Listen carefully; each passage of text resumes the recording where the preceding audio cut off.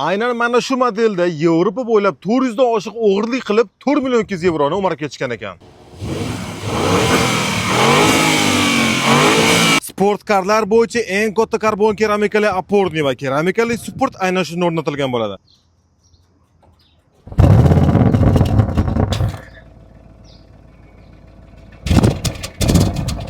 Pirelli ZR22 va orqa g'ildirak ham buriladi. Sportkar bo'lishiga qaramasdan двойной lyuk, двухдиапазонli klimat kontrol bor. Hisoblab ko'ringlar, bunaqa katta bagajga nech pul ketishi mumkin? Javoblarni kommentariyada qolaman. Yevropada buni qanday darajada obro' yig'ish sababi esa 4 litrli twin turbocharged va obrazli 8 silindr kompressori bilan 630 ot kuchi 850 Nm bor stok holatiga. Agar bu darabotka qilinsa, undan ham battari bo'ladi. RS sportivniy rullari, sportivniy lipistoklari, o'rindiqlar esa Napa Premium ko'jalarda. GT63 KS bilan to'g'ridan-to'g'ri raqobatlashadigan bu apparatimizni buyurtma asosida eng zo'r narxda olib kelib beramiz.